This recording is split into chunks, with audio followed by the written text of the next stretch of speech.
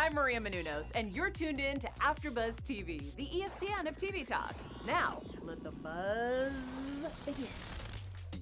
Oh yeah, it's Sunday. It's Sunday, means it's the end of the weekend. Hope you guys had a fantastic one and you're still having fun because we're not done with Sunday. It's only 2 o'clock over here, PST. And of course, this is the after show for Too Hot to Handle. Today is episode 5. We're actually doing 5, 6, and 7 today. So if you guys are riding with us, we will give you the times for that. My name is Mike Thieling. Super excited. We got more penalties today. So finally got some more juicy stuff to talk about and break this whole episode down. But of course, I'm not here alone. I got my whole awesome panel. The ladies are ready to get down. First up, Kelsey. Hi, so excited to chat. We're also joined, of course, by Toree. Yes, we have a lot to discuss today. And Jessie, who is in the chat with all of you guys, reading everything. She's rounding out our panel. Yeah, hey guys, join us in the live chat. Let us know what you thought of this episode, what you thought of everybody breaking the rules, and also thanks to everybody in the comments this week so far. It's been fun chatting with you guys. Specifically what you think of Haley, because everybody needs to sound off on her. Guys, we do the show the same way every time. I'm going to go through the whole episode plot point by plot point, and we are going to break it down. This is a crazy episode because several of us, actually only Kelsey, lost somebody in the Who Won't Break It pool. I know. But people are. But I also won. What? Because what did you win? I had her in my keeping it together and my next person to break the rules. Wait, hold up. Did we not win? She was not the next person to break the rules. Yes, exactly. Thank you, Mike. You lost again. But we're getting penalties. We're finding out the new prices for things. So let's just start at the top. Of course, hashtag Sharonda. That I don't know. I should have said that on the show because I thought of it before they started saying it on Netflix. But I'm glad that they did it. Sharonda, of course, we're in the fantasy suite, and Rhonda comes out with this very emotional. When I look at you, I don't care about money. I was like, that's nonsense. That's just silly. And they just talk, they're kind of bubbling over about how amazing their time was. The guys talk about Harry getting back with Francesca, yes or no. And everybody at the beginning is having naughty dreams about everybody else. And Chloe loves Bryce's personality. So basically, the very beginning of this episode was just to kind of set the stage for everything else that happens, because very next scene, Sharonda comes back. She goes with the girls, he goes with the guys. We find out kissy, all this kind of touchy-feely, whatever stuff. But they admit to their groups that they did not have sex. Kelsey, were you surprised? Very. I literally have in my notes, like, oh, they absolutely did. Dang it, Sharonda. Like, oh my gosh, how much is this going to cost? And they did it. I was like, I mean, they were close, but I was surprised. I was proud of them. Yeah, I mean, Toree, what did you think? Yeah, from the conversation that they were having, I guess like the morning after, I was like, oh darn, like we're gonna get a pretty high bill the next time Lana reveals what happened. I was like, this is not going to be good. But then when they went off to their respective like groups and they were kind of talking about it, I was like, oh, okay, like damage was done, but not too much damage. And I also like how they handled it, because like they kind of learned from Harry and Francesca and just went ahead and told everyone, so nobody was surprised. And I'm kind of wondering if someone down the line, when we talk about this episode, is going to do the same thing. It seems like the whole crew were, let's call it, more forgiving, or seem to not care so much, Jessie, because these two have a genuine connection. I immediately was like, your connection is fantastic. We're still trying to make money. You can still do physical stuff later. What were you thinking? Yeah, I agree. I mean, like, I don't know what their thought process is at this point. Like, maybe the money is dwindling down so much, they're just like, whatever. We already lost like $10,000. Well, I guess $6,000 with like stupid stuff. Like, maybe who cares? But I kind of agree with Toree. I think because they got out ahead of it and like talked to everybody about it, people were more forgiving, because that's how they were with Harry too. But when Francesca, she didn't really tell anybody, so everybody kind of turned on her because they believed Harry first. So I think because they got out in front of it, and also because they're like, they have this connection, people are like more forgiving because they're happy for them. I don't know. They just, for some reason, like combined everybody together, they're really like rooting for each other, minus Haley, but. Yeah, it seems like we're gonna talk about her. It seems like there probably is some kind of break point where once they lose so much money, then it's just gonna be no holds barred. It doesn't matter anymore, right? They're all just gonna get like $1,000. I'm gonna get $200 or make out and have sex with it. Fine, right? So Haley, this is the first part of the episode where Haley gets on everybody's nerves, obviously, because in her little ITM, she's talking about, I don't care about Sharron and Rhonda. They're boring. I hate them. I don't care if they're kissing, blah, blah, blah. I hate these people. I hate everybody. So that was really annoying. We'll talk about her at the end because she comes around full circle again and says even more nutso stuff. But the place I think this segment ends is Chloe, once again, you know, scholar of the group, coming to this realization that the whole experience is real deep, like with our minds. They're like, wow. And I was just like, I feel like this does not take that much to understand. We're teaching superficial people to get deeper with their emotions. I mean, is this a big revelation, Toree? It's not a huge revelation. I feel like after the first day, like once they reveal what the rules are, I feel like, you know, that's when it should have sank in. It just sucks because everyone's on camera, and I'm pretty sure like we all have said some like weird things during quarantine, like, wow, quarantine has made me realize that that probably we should have known beforehand. But I was just like, this sucks because it's not painting her in like the best light or the brightest light, to be honest. And I was just like, what? Better late than never. At least you get it now. I guess so. Better late than never.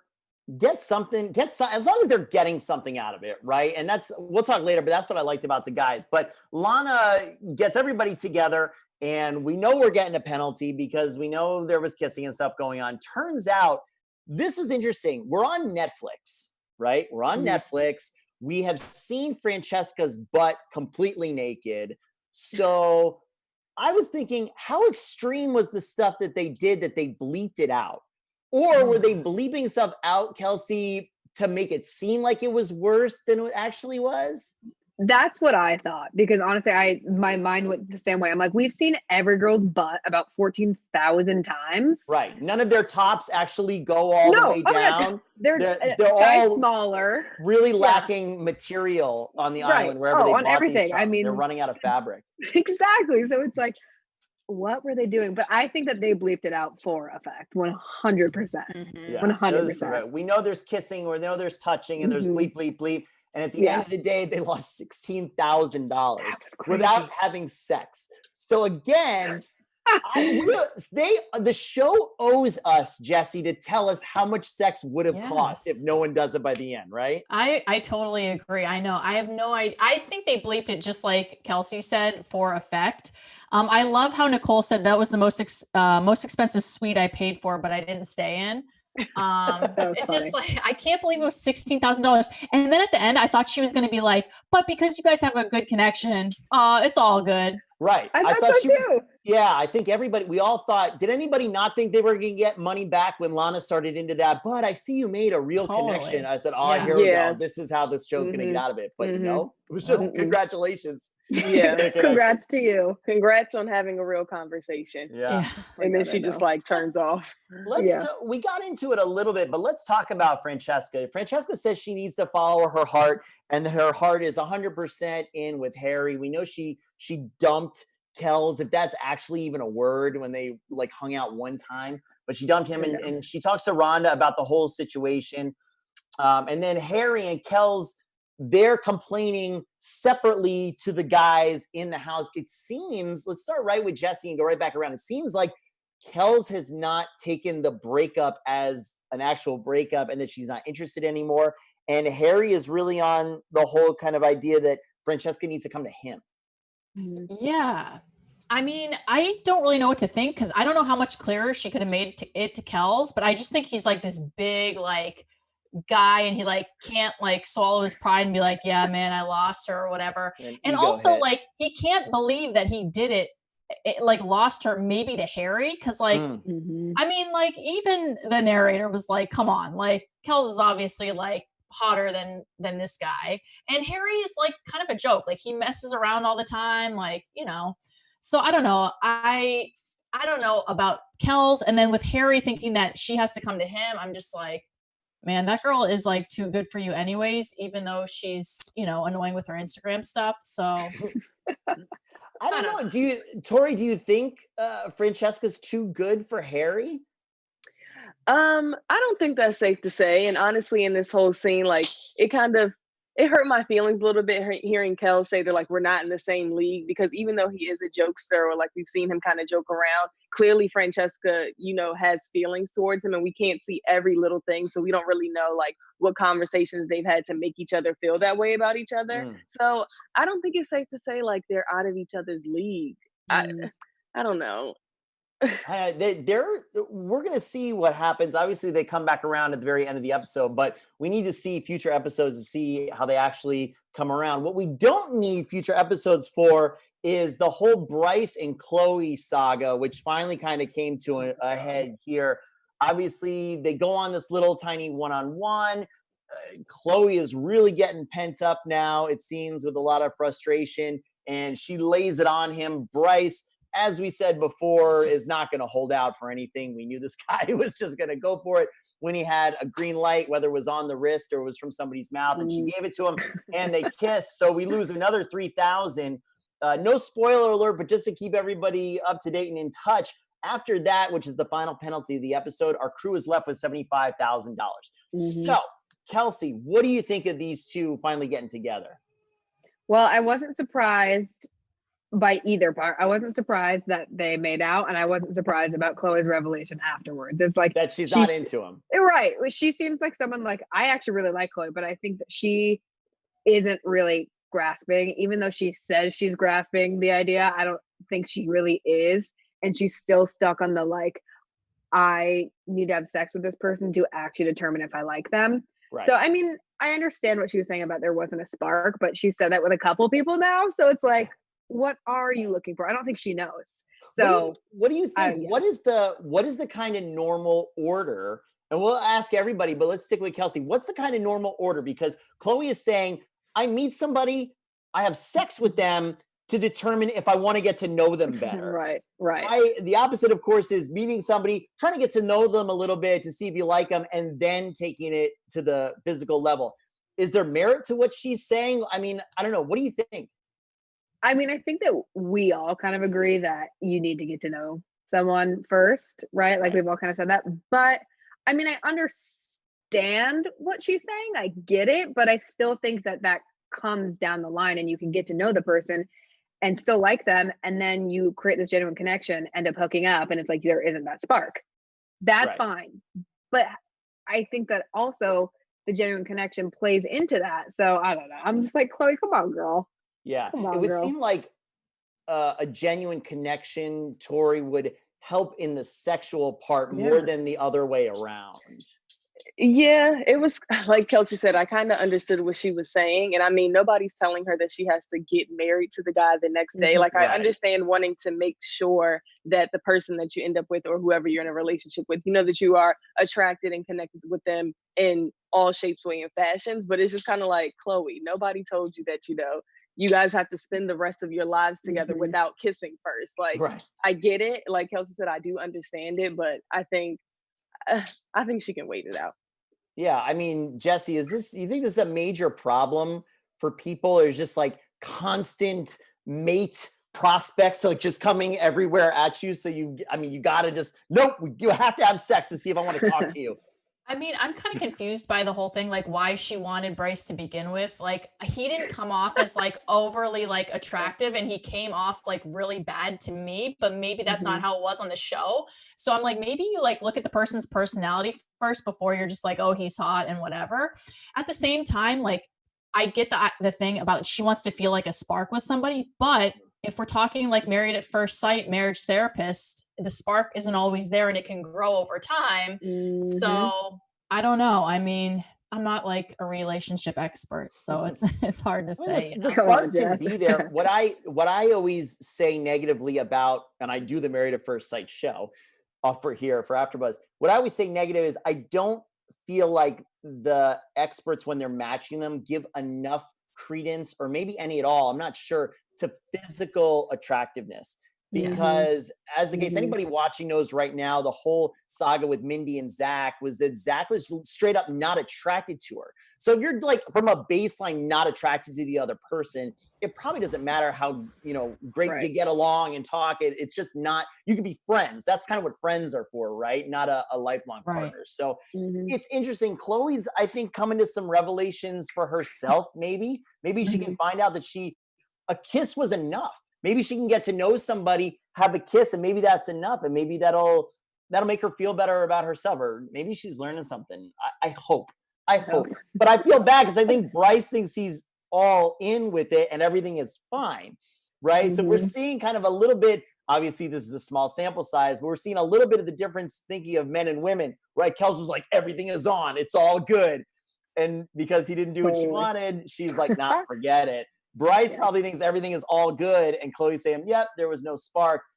For Bryce, I feel a little bit, I don't know that I feel bad for Bryce, but at least for viewers, it's very, very difficult to come back from his initial introduction where he was like, I'm nailing a different girl every day. And then to see him sitting there and he's like, you're so beautiful and just everything is perfect about you.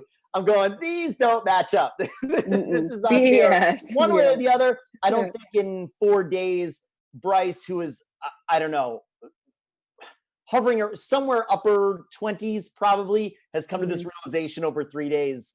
I don't know. That's just my 2 cents.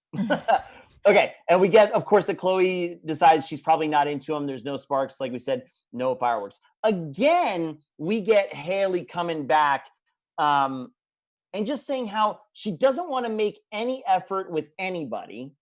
I think she's telling this to Kels, right? Is it either Kels? I think Kels? Bryce. You're right. Thank you. She was saying it to Bryce. She hates everybody. Everybody's stupid. She hopes there's an elimination so that she can leave. And Toree, my thought right off the bat was, why don't you just go? Right. Yeah. Honestly, when she was having this whole like revelation or whatever, it kind of made me wonder, like, what have we not been seeing? Because it seems like everyone else is getting along or has some type of like general baseline of respect for one another. And then there's just Haley who hates everyone. And it's like, okay, I feel like if it's not fast enough to figure out if you have a genuine connection with someone, I don't think it's fast enough to determine if you hate everyone there either. So I'm kind of confused on where she gets this. Like, I'm just confused, honestly. I still don't feel like anybody did anything to her besides call her out on the fact that she lied, which I think is fair. And for her to feel like she just hates being there, hates everyone, called Sharonda boring. Like, we're here on this beautiful island doing activities and covering each other in mud. And here you are being like this Debbie Downer. Like you said, if that's the case, honestly, like what's stopping her from either one, leaving, which is probably production, but just stay in your room or something, like just stay in the bed all day. Like nobody told you that you had to come outside and tell everyone how much they hate you if it's really that bad. So I don't know what her deal is, and I don't know if we're going to find out in the next episodes to come, but it's really weird and annoying. I'd like to see something, because we know we're 2 weeks through this experiment, even though it seems like we've seen barely anything. There's got to be stuff left out, just like you said. I mean, Kelsey, nothing ostensibly has happened to her. They had the tiny tip. At the very worst, is this not just a really cool free vacation?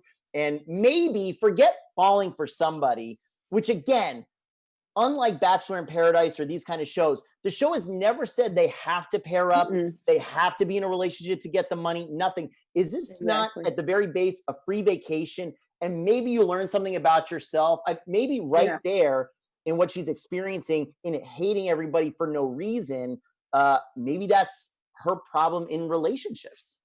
Well, I mean, I just think it all kind of boils down to she's so immature. She's so immature. And we learned at the beginning, she's still in college, and a lot of these people are young, but it's like, you're not even going to make an effort. And Toree said it, like, no one's being outright rude to her. Right. Like, yes, that one night, 100%. And she shouldn't have lied. And she shouldn't have spoken for Francesca when Francesca could speak.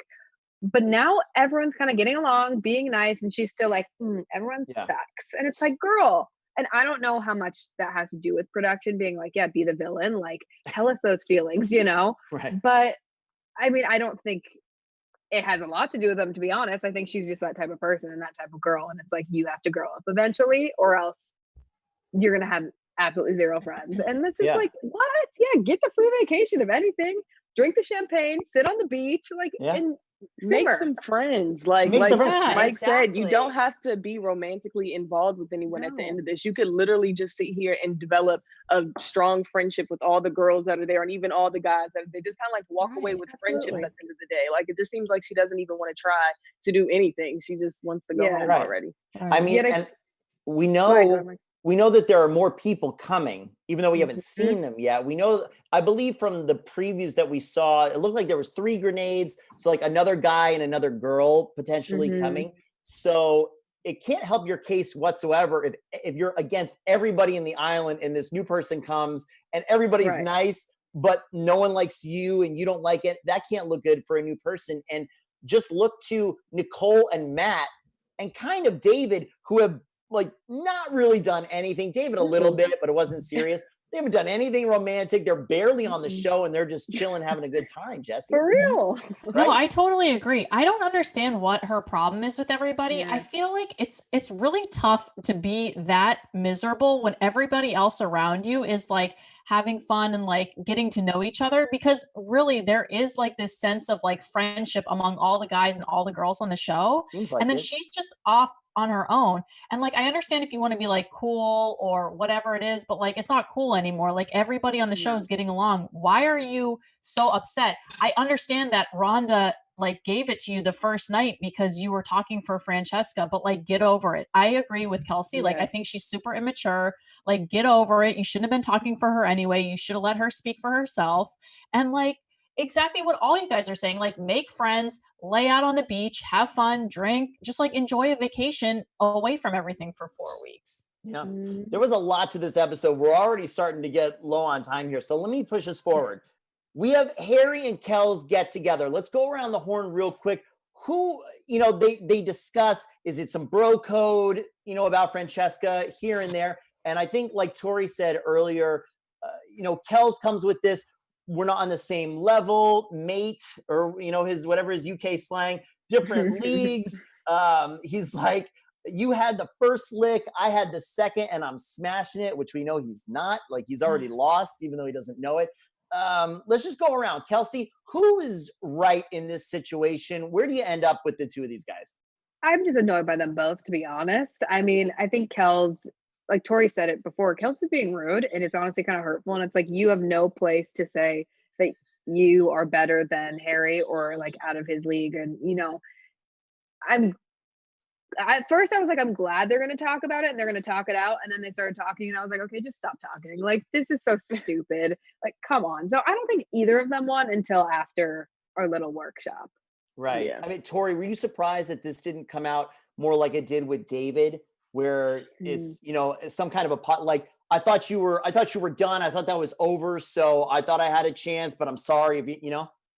Yeah, I definitely thought it was going to turn out the same way that David and Sharron's conversation went, because I didn't think there was any reason for it not to go that way, honestly. I mean, we all knew that Harry and Francesca had a connection from day one, and we all saw the date with Kels and Francesca. So I thought they would at least just kind of like say what was going on, even if, they both still wanted to pursue her. Let's say if they still like had a chance, which we know that they don't.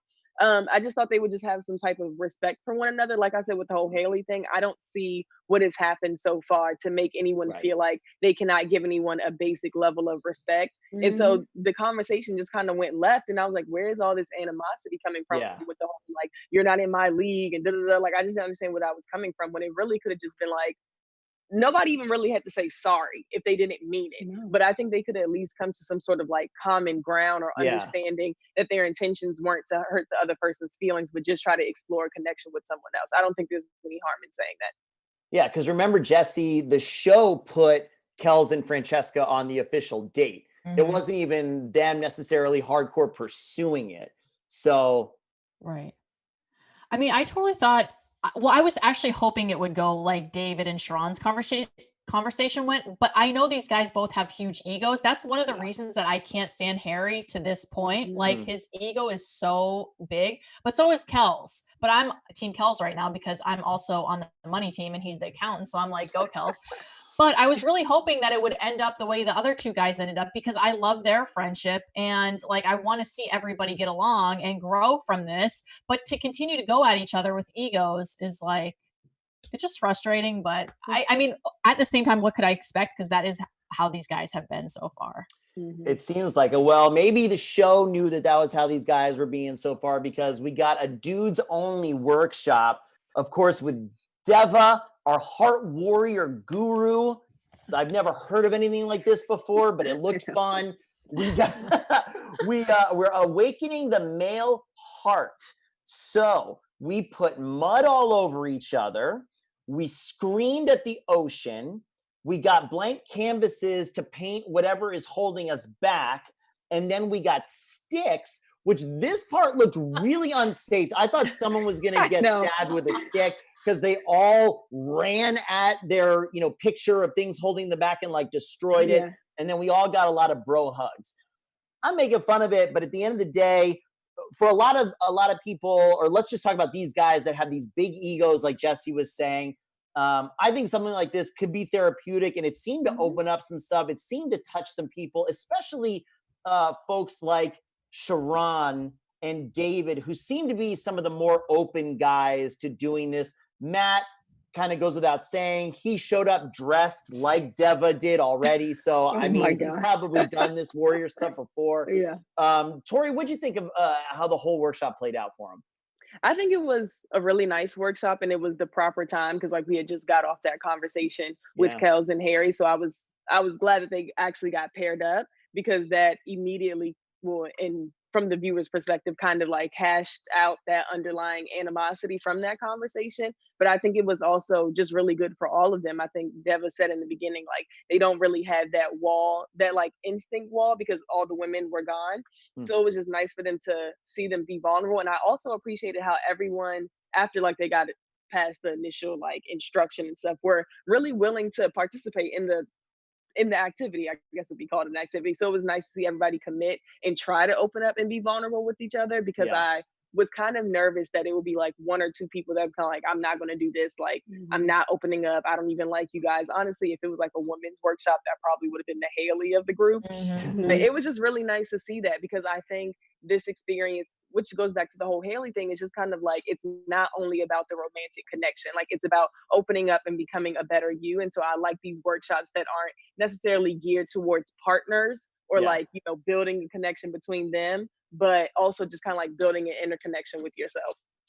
Kelsey, do you think it needed to be this guys only kind of workshop? Because with the girls not there, we don't get the posturing and stuff like that. And all these guys know each other, so they can be a little bit more, friends. 100%. And I think that the girls are going to get their own soon. But yeah, the guys, especially this episode, like Toree was saying, I mean, they paired Kels and Harry. They needed it, and it was really good for them. And I think that I was kind of jealous. I was like, this is kind of fun. This is cool. And at first they were all kind of like, what is happening? And then towards the end, they all really opened up. And I was like, oh, this is kind of nice. And if you get nothing out of this besides just like bettering yourself, like if you don't get a relationship out of this, I think that this workshop did at least a little bit better all of them. So I was like, I think the guys definitely needed it without the females there, because that just creates something different, that was good. That was really good. That was cool. It's something that everybody can do in quarantine. We can all draw stuff on the we can scream. And then it's kind of like a reverse vision board, Jessie. Just make sure that your clock has 12 at the top, right? Gosh. Yeah, exactly. At first I was like making fun of this. I'm like, who the hell is this guy? And like, who comes up with this stuff? But at the end, when they started writing like their stuff on their canvases and showing each other, I was like, this is really good. And I think it showed a different side of each person. And not only did it like help themselves understand themselves better, but each other, they like grew, the bond between them all grew. But also like as a viewer, like I'm starting to understand the guys more, and I'm starting to like them all more too. And I'm rooting for all of them at this point. So I really liked it. And honestly, like I keep going back to maths, Married at First Sight, but like, why doesn't Married at First Sight do stuff like this? Like this was really useful. I feel like the guys got something out of this. I feel like it's going to help them going forward in the relationships they're building. And so I was just like, where did Netflix find this guy? Why did they think this was going to work? How did they know this was going to work? So I was all about it. Yeah, 100%, 100%. I wish Married at First Sight and they did more things like this as well.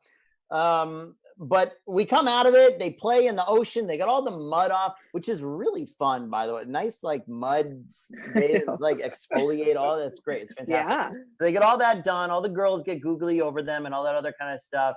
Sharron and Rhonda talk more privately about his growth just in general, which has been really, really good. It seems like he's opening up. So I think we're all on Sharron's team in general. And then finally, at the end of the episode, we get the kind of finality of Francesca and Harry coming together, and Francesca really having to kind of open up and say how she feels about him, which to me, Toree, seems like something that this woman has never, ever done in her life. Yeah, you can kind of tell that it was super uncomfortable for the both of them, because the amount of yeah, I was these are not full sentences. Like, you can just tell they were super uncomfortable with the conversation that they were having, but I was still proud of them for it, trying to have it, especially when everybody's behind you watching and trying to see how it's going to come out. Like, that's adding a whole nother layer of pressure, and then the cameras that are around. So I can only imagine how uncomfortable that was, but I think it needed to be had. Like, I didn't want to watch a full season with them being mad at each other. Like, I didn't want to just see them try to avoid each other in the house. I just couldn't see that playing out. So it was nice for them to share their feelings. We kind of got a little cliffhanger, so we don't really know how it's going to like end up or what conclusion they're going to come to. But I think that this conversation was really good for the both of them, just laying it out on the line, how they felt up to this point, like the mistakes that they've made, how they felt, how they feel about each other. Like, I think that was nice for them to get out on the line. And that's pretty much the whole idea of this show, is to actually talk about your feelings and say things and not just lead with your kissing. But it was nice to see. What? I know. Talking about feelings episode, are you rooting for this couple to move forward together? I think I am. I think so. It kind of seems like neither of them are interested in anyone else. Francesca tried and it didn't really work out. And like she said, she can't seem to get Harry out of her mind. We all know Harry can't, because he keeps talking about it. So I'm rooting for them to at least give it a try. I don't know what the outcome will be, and maybe in other things they'll realize that they might not be good for each other. But I want them to actually commit to it and actually like give it a fair chance. I feel like when they first started talking, it was so physical, and they were obviously the first ones to break the rules, that they never really gave each other like a chance to try to build a connection. So I'm rooting for them to put in some type of effort. I like that. Jessie, what about you? I haven't been a fan of either Harry or Francesca this whole time, but I actually, and I even said, I think last episode, I was like, they are perfect for each other, because they both don't have like, they just, you know, they're just the same kind of person. But I actually feel like Francesca is opening up, and she's letting her like walls down, and she's not putting up a guard so much anymore. And so her feelings are coming forward. So I'm all about that. And Harry is actually too, like, he's recognizing what he does usually, and he's trying to change. So I am rooting for them 100%. And I'm like fangirling about them right now. So they better make it. So I'm all for it. Kelsey, round us out. What do you think about these two? I was kind of shook by Francesca. I've not been like Jessie. I've not been a huge fan of like both of them, or hers really in particularly, since the beginning. Because I'm like, why are you here if you're not even going to try? And I was really proud of her. I was like, you go, girl. And I was proud of them both. I think that, I mean, Harry was saying what he felt, and they both were kind of talking about things that they've never talked about before, and saying things that like hold them back. And I was like, I'm so proud. So I'm curious to see how it pans out. I'm also rooting for them, because I feel like they're not here for anyone else, you know? So I was proud of them. It was a good little moment. I was surprised the watch didn't go off, to be honest. They're not here for anybody else until the rest of the grenades come. True. So I'm excited for that. True. Okay, guys, that about does it for episode 5. Let's real quick, we're going to do some housekeeping stuff. So as we know, our crew is down to $75,000. Said a different way, they've already lost a quarter of their money. That's a lot. We'll see how the rest of it goes. As for us, okay, Kelsey has lost Chloe because she has now broken the rules, but she has David and Kels. Toree, you have Matt and Kels. Jessie and I are still 100%. Jessie has David, Nicole, and Kels. I have Matt, Nicole, and Kels. I think we're pretty safe with the rest of the people. And of course, the only people who haven't kissed or done anything are Matt, David, Kels, and Nicole. So we're running out of people. Let's go around. Producer Bree, can we have some prediction chimes? And now, your AfterBuzz TV. AfterBuzz predictions. Okay, let's go around. We'll start with Kelsey. Let's get some predictions for episode 6. What do you think? I think we're going to get grenades in this episode because how can we not? We're almost done with this and we've seen nothing else. I'm like, grenades. I think that the women are going to get their own workshop. I think that Harry is going to say, okay, let's try this to Francesca, and they're going to get to go on a date that Lana's going to plan. And I think that they even might get a little green light. That's what I think. Toree? My predictions are kind of the same. I definitely think we're going to get grenades, which I'm not that excited about. I just hate when they throw in people like towards the tail end of the season. It's just kind of like, we know everyone now. Could y'all just go? But I definitely think we're going to get grenades. I think Harry and Francesca might get a green light and a private suite in the next episode because somebody else has to get in. They're the only ones with the connection. So there's that. I think that they'll have a women's workshop, and maybe Haley might open up a little bit more in that workshop and maybe start to like, I don't know if that's a prediction or if that's just a hope. Like, I hope that she starts to enjoy this process in some sort of way, but I honestly don't know if that's going to happen. I like it. Jessie? I agree with all the predictions. So just going forward beyond that, I think that if Harry and Francesca get a fantasy suite or whatever they call it, a suite, I think they will break the rules and they will lose more money. But everything else I agree with totally. Let me, I disagree with you guys. Everybody said what I was going to say. Let's go back around the opposite. One quick last prediction. Don't think about it too hard. Again, like we said, we just finished episode 5 and there are 8 episodes. We're more than halfway done. Our crew is down to 75,000. At this point right now, Jessie, what number do you think they end up with at the end of this? 20,000. 20,000. Toree? This is at the end of this episode or the end of the series? End of the season. Let's do end of the season right now. Yeah, I go with between 20 and 25,000. 20, 25. Okay, Kelsey? I'm going to give them a little more help. I'm going to say 40. You're going to say 40? I feel like the show is setting us up for this weird slow burn. I'm just going to go 50,000. I think they just lose half for some reason. And we'll keep up with this prediction and see where we get to the end. Guys, we are not done for today. Oh, no. We have to watch a lot more debauchery. So stick around here. We are going to be doing episode 6 at 7 p.m. PST. That's episode 6 at 7 p.m. PST. And then we're going to be doing episode 7 at 9 o'clock PST. So we're going to be right back here doing those 2 episodes. And then, of course, the big finale, episode 8, we're going to be doing tomorrow, which is Monday, April 20th at 3 p.m.